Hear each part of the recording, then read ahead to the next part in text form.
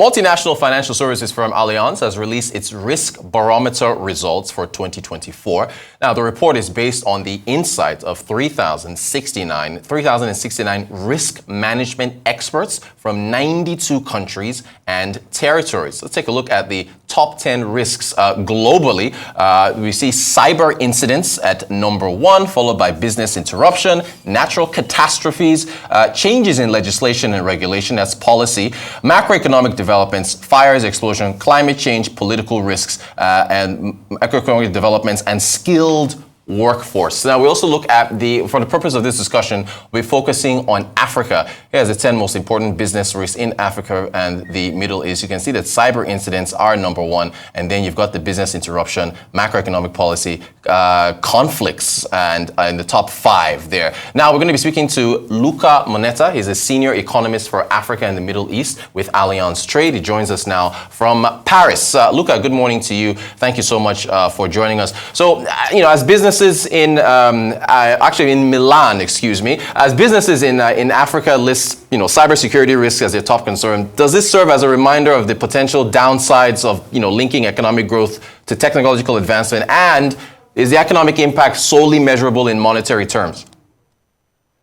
Yeah, thank you. Thanks for having me. Of course, concerns about cybersecurity risks in Africa and elsewhere are particularly real when investment is made in technology infrastructure to bridge the gap against the lack of physical infrastructure. So we see this in banking systems, for instance, and access to credit, but also in transportation infrastructure or on health systems.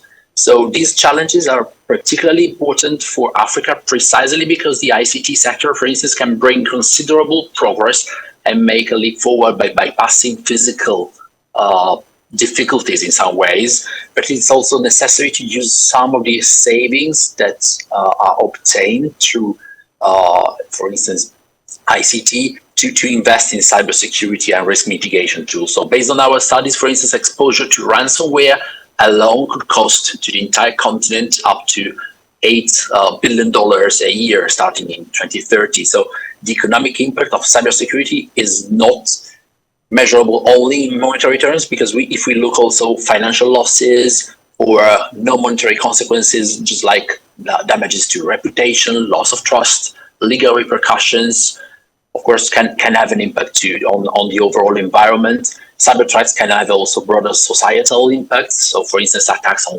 critical infrastructure, such as power grids or healthcare systems, but also leaks of sensitive data can affect public safety and well-being also. So ultimately lead also to social unrest, for instance. And then, of course, in an interconnected world, the impact of cyber incidents on, say, electricity grids can extend well beyond national borders.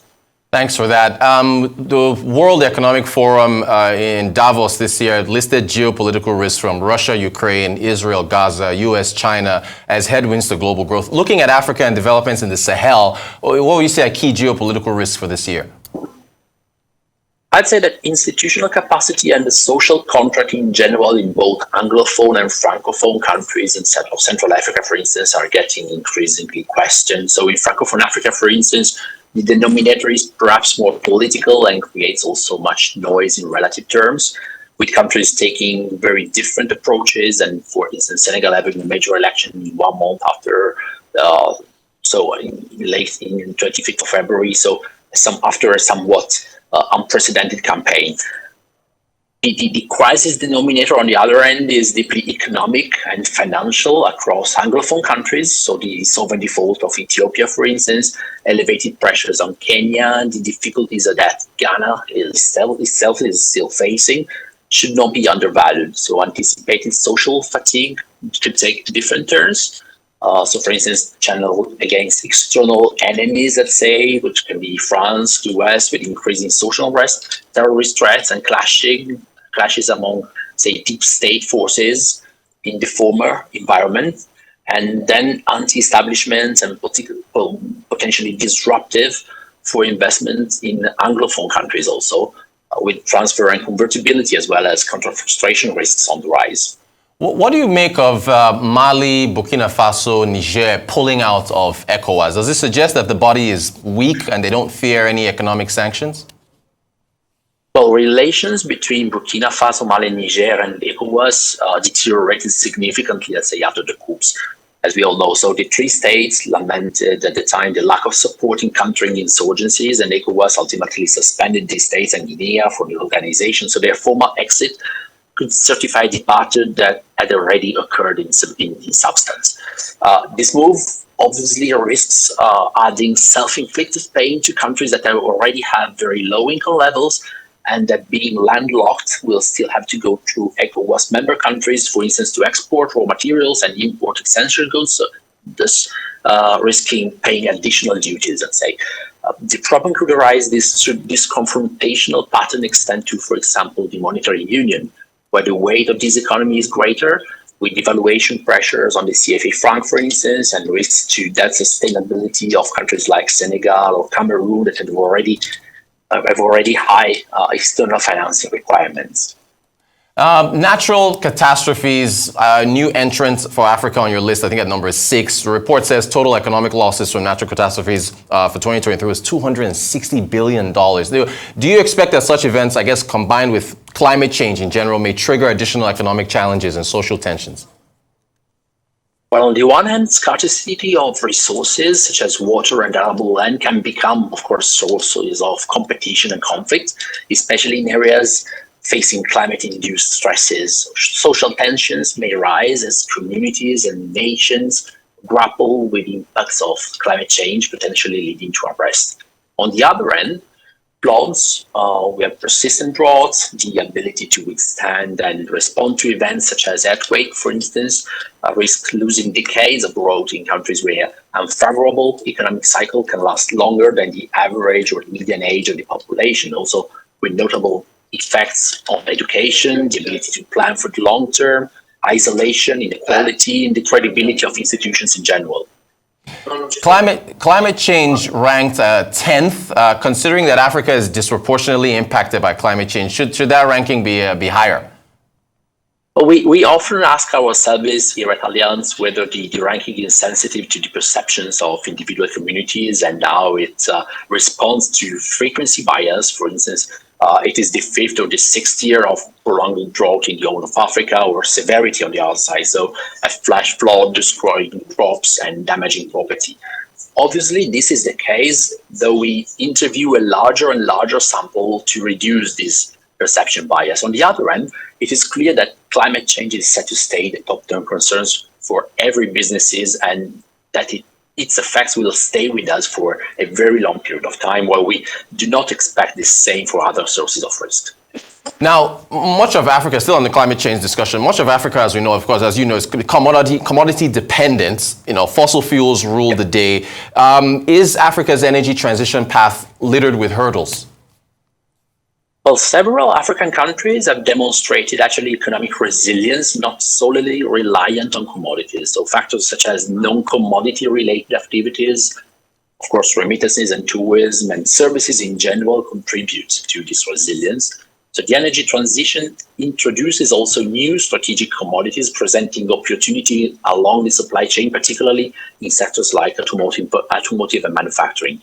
On the other end, taking a step forward on traditional commodities, for example, with increased refined capacity, you were talking about Nigeria's refinery a few minutes ago, will help address trade imbalances that are rooted in post-colonial dynamics. Here it is critical to secure international financing for a continent that has faced challenges accessing financial markets over the past 2 years, emphasizing, of course, the importance of progress in these sectors for Africa's economic transformation.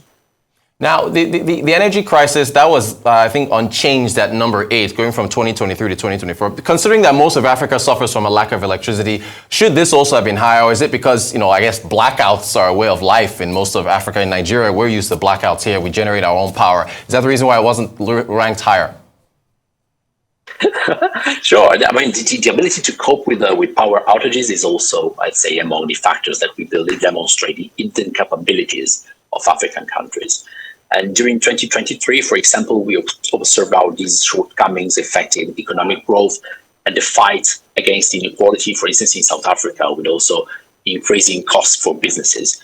However, I'd say that the prospects for that economy, for example, remain less gloomy than we might have been led to think a year or 1.5 years ago. Actually, we upgraded the country last year. And the ability to cope with these difficulties on a day-to-day basis is also a key component when assessing the risk of operating on the continent. At the same time, though, I'd say that access to international markets with more affordable financing terms can prevent sudden blackouts on the economic and financial side. All right, Luca, has been a great conversation. Big picture, what is the main takeaway from this report as far as risks are concerned? Well, when we analyze risks, we often tend to consider those that we are not aware of or that have suddenly hit us as major risks. So the top risks in this year, Allianz Risk Barometer reflect the major issues facing businesses today. So digitization, climate change, and an uncertain geopolitical environment. Many of these risks are already in the mark. The rapid pace of global changes and the increasingly interconnected nature of risks requires, let's say, a shifting gear for many companies when it comes to risk management. Are you confident that those risks will be addressed, I guess, between now and when we see the next report? I'd say that probably the perceptions will remain somewhat similar. I think that having the necessary, say, financial capabilities will be key to address these risks. Luca Moneta, a senior economist for Africa and the Middle East at Allianz Trade. Thank you so much for taking us through this very in-depth report on global risks facing the African and Middle East. Thank you so much for your time.